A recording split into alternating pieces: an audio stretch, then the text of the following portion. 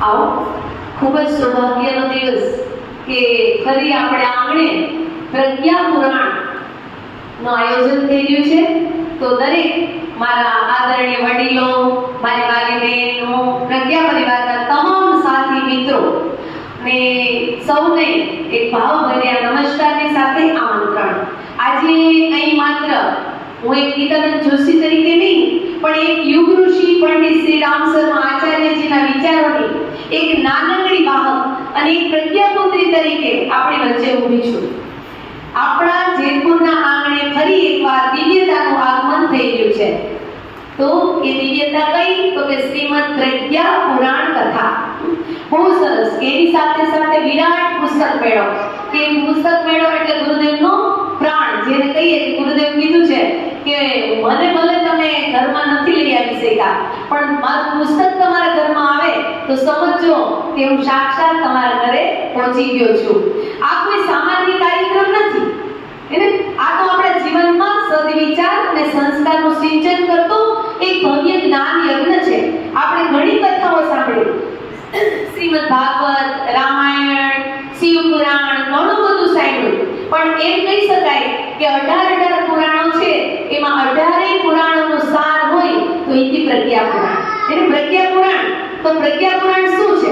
તો પ્રજ્ઞા પુરાણ ખાલી કોઈ કથા નથી, પણ એક કહેવાય કે આર્ટ ઓફ લિવિંગ, જીવન જીવવાની કળા.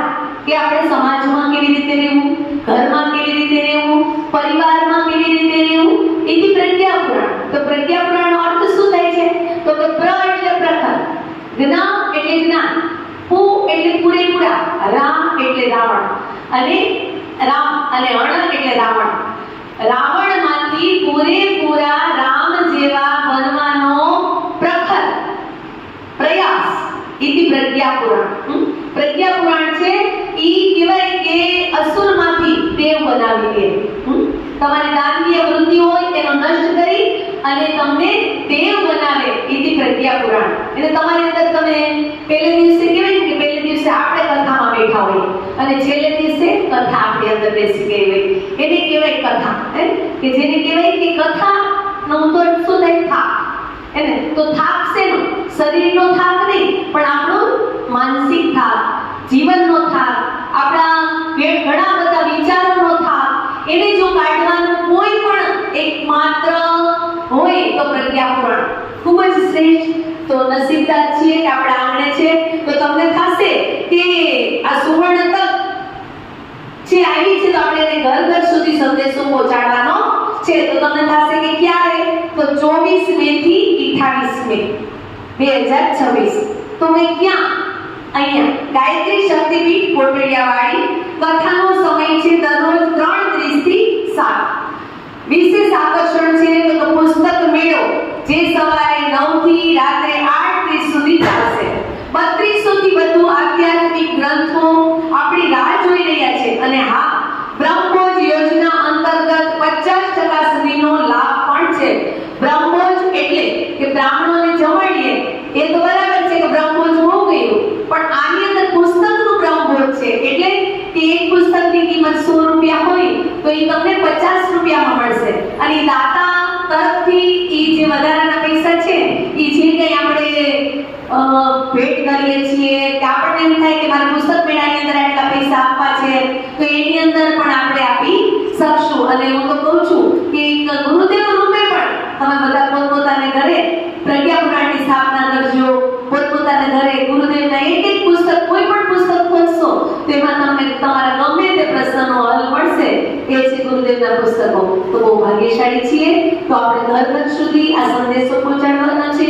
જેટલા બને એટલા જાજા ને જાજા લોકો પ્રજ્ઞા પુરાણનો લાભ લઈ શકે એવી આપણે બધા સતત કોશિશ કરીએ. ઘણી વખત બહેનો આપણે વિચારીએ છીએ કે સમાજમાં બદલાવ કેવી રીતે લઈ આવો, તો એનો જવાબ આપણી સામે છે કે જ્યારે આપણે પોતે કથામાં જોડાઈશું તો સાથે પાડોશીઓ, એને આપણી બેનપણીઓ એટલે કે સખીઓ, પરિવારોને લઈને આવશું, ત્યારે બદલાવ આવશે. ખાલી આપણા સુધી સીમિત રાખશું કે બસ મારું કલ્યાણ થઈ જાય એટલે બસ, એને પણ આપણે સંકલ્પ લેશું કે મારી સાથે હું 5 વ્યક્તિને લઈ આવીશ.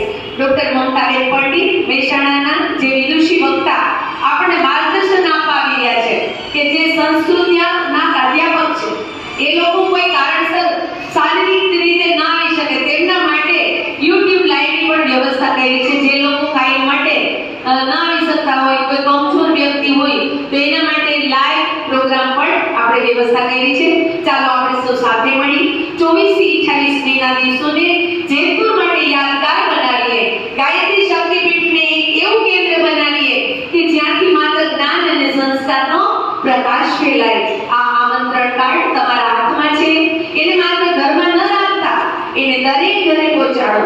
દરેક વ્યક્તિને કહો કે આ કથા તમારા માટે છે, તમારા પરિવારના ઉજ્જવળ ભવિષ્ય માટે છે. મારી અપીલ છે કે વધુમાં વધુ સંખ્યામાં આપ પધારો અને અન્યને પણ પધારવા માટે પ્રોત્સાહિત કરો. આભાર. અસ્તુ. જય ગુરુદેવ. જય ગુરુદેવ.